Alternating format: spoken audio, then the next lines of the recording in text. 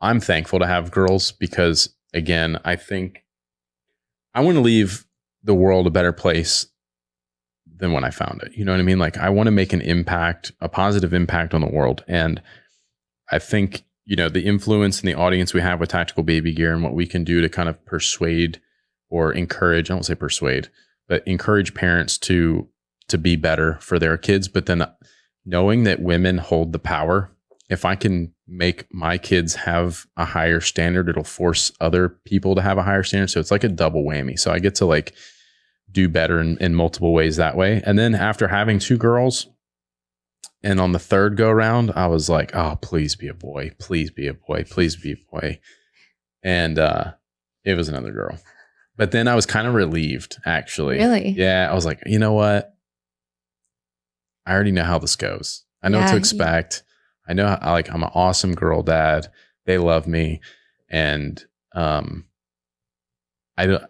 wife is like terrified of having a boy. She's like, I don't know what to do with a boy. I don't know how to deal with this boy, and she wouldn't have done well at all. Aww. So yeah, 3 girls it's a challenge. And now my oldest is 11 and she started middle school this year. So that's been like a whole new kind of dynamic, but she's so awesome. I mean, all my kids are awesome, but she was so worried and what's really interesting to me is that leaving elementary school, there was a couple of teachers that were like, middle school is going to be so hard and the kids are so mean and there's bullies and all this stuff. So she was like really scared and terrified and had like a real issues about going to middle school because it was put into her head that it was going to be like such a negative experience. Yeah.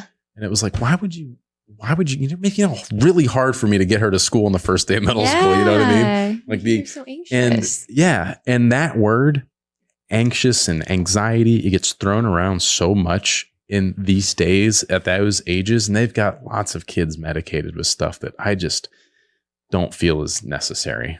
You know what I mean? That it's like a lot of it we've put into their head that they should be worried about this or upset about that, and we haven't given them sort of the skills to deal with some of the pressure or the stresses or the thing, and we just chalk it up to anxiety and shove a bunch of pills down their throat and say, you have anxiety, here's how you deal with it. Yeah. Take this medicine. That's not the right way to do it. I think it's so interesting because a lot of kids do have really anxious feelings, right? Like they're human, they're little body, but they're thinking things and feeling things. Yeah, but how do we teach them to manage it and how to walk through life, right? Because those feelings aren't going to go away. They're just going to get bigger as you get older. And I think it's progressed with the whole like 8th place trophy, participation trophy, like everybody wins. You did a great job. It's like, no, you sucked. Sorry. And how do you deal with it? You got last place. Okay, what do we do? You cry about it and deal and like learn that you got to do better. If that's what, like that's how I take it.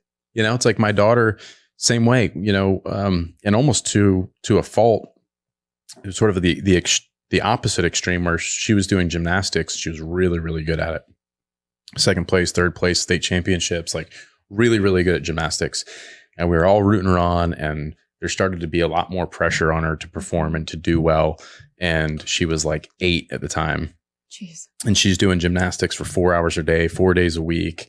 And it was a lot. And then it was hot and it was summertime in South Carolina. It was 110 degrees in the gym with no AC, and the coaches are all like, you got to do better. You bent your legs. And she's like, I'm tired. I'm hot. I'm literally 8. Yeah. And everyone's like yelling at her, and it just became not fun. Yeah. And it was sort of the opposite. It was like, you're doing so well. You've got to do better. You can't underperform or else. And she just quit one day. She was like, I don't want to go anymore. I'm done. Like a couple days off, you'll be back. She's like, no, it's not fun anymore. I don't want to do it. And it's like it got ruined because of the pressure because she was so good. And I think it's the opposite of like when you're really bad at something, it's okay to get upset about it and learn that you have to do better if you want to be good at it, and not because it's a false reality. You can't be like, oh, well, you did so good and it's okay, honey, blah, blah.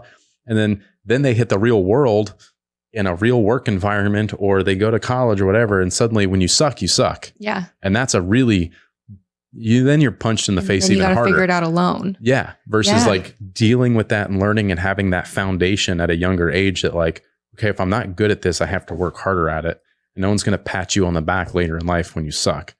So, and that's where our job as let them cry. I think it's really good for them to develop those emotional skills that like cry it out. It's fine. It's totally fine to have emotions and be upset about this. That's normal.